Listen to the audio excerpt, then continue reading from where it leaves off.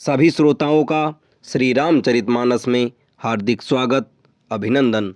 आज के इस वीडियो में आप सभी के सामने प्रस्तुत है श्री रामचरितमानस के बालकांड के दोहा नंबर 237 और 238 का संपूर्ण अर्थ। बढ़ते हैं दोहे की तरफ। जन्म सिंधु पुनि बंधु बिसु, दिन मलिन सकलंक, सिय मुख समता पाव किमि, चंदु बापुरो रंक।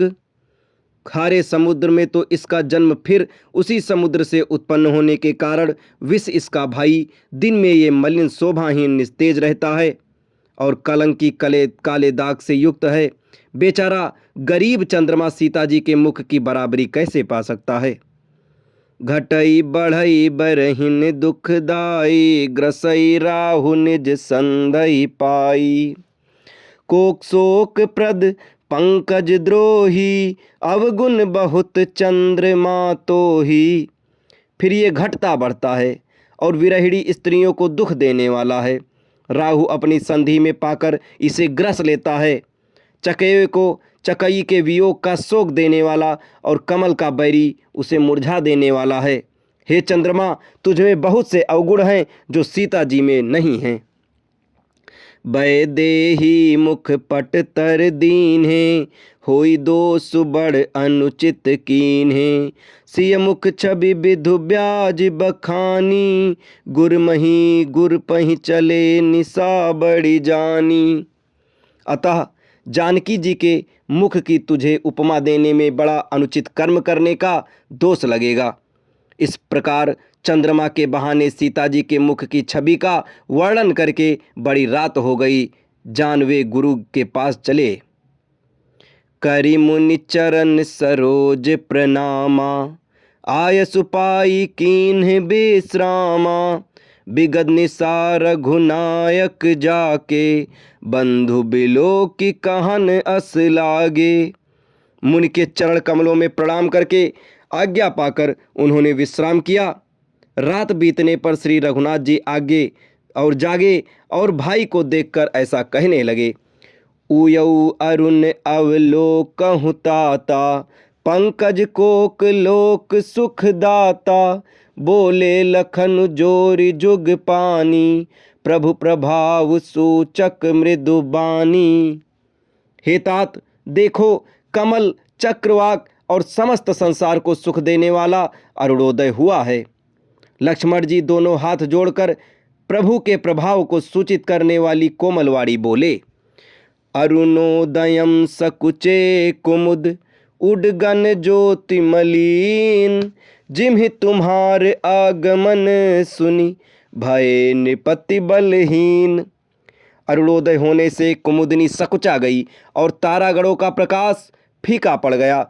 जिस प्रकार आपका आना सुनकर राजा बलहीन हो गए हैं। निप सब नखत करहि उजियारी, टारी न सकहि चाप तम भारी। कमल कोक मधुकर खगनाना, हर से सकल निशा अवसाना। सब राजा रूपी तारे उजाला मंद प्रकाश करते हैं, पर वे धनुष रूपी महान अंधकार को हटा नहीं सकते। रात्रि का अंत होने से जैसे कमल, चकवे, भंवरे और नाना प्रकार के पक्षी हर्षित होते हैं, ऐसे ही प्रभु सब भगत तुम्हारे, होई हैं टूटे धनुष सुखारे। उयऊ भानु बिन श्रम तम नासा, दूरे नखत जगते सुप्रकाशा। वैसे ही हे प्रभु, आपके सब भक्त धनुष टूटने पर सुखी होंगे। सूर्य उदय हुआ, बिना ही परिश्रम अंधकार नष्ट हो गया, तारे छिप गए, संसार में तेज का प्रकाश हो गया। रवि निज उदय ब्याज रघुराया, प्रभु प्रताप सब निपहि दिखाया। तव भुज बल महिमा उद्घाटी, प्रगटी धनु विघटन परिपाटी। हे रघुनाथ जी, सूर्य ने अपने उदय के बहाने सब राजाओं को प्रभु का प्रताप दिखलाया है। आपकी भुजाओं के बल की महिमा को उद्घाटित करने, खोलकर दिखाने के लिए ही धनुष तोड़ने की यह पद्धति प्रकट हुई है। बंधु बचन सुनि प्रभु मुस्काने, होई सुचि सहज पुनीत नहाने, कनित क्रिया करि गरु पहियाए, चरण सरोज सुभग सिर नाए। भाई के वचन सुनकर प्रभु मुस्कुराए। फिर स्वभाव से ही पवित्र श्री राम जी के शौच से निवृत्त होकर स्नान किया और नित्य कर्म करके वे गुरु जी के पास आए। आकर उन्होंने गुरु जी के सुंदर चरण कमलों में सिर नवाया। सतानंद तब जनक बुलाए, कौशिक मुनि पहीं तुरत पठाए। जनक विनय तिन्ह आई सुनाई, हर से बोल लिए दो भाई। तब जनक जी ने सतानंद जी को बुलाया और उन्हें तुरंत ही विश्वामित्र मुनि के पास भेजा। उन्होंने आकर जनक जी की विनती सुनाई। विश्वामित्र जी ने हर्षित होकर दोनों भाइयों को बुलाया। अब इसके आगे की कथा आपको अगले वीडियो में बताई जाएगी। तब तक हमारे साथ बने रहें। धन्यवाद।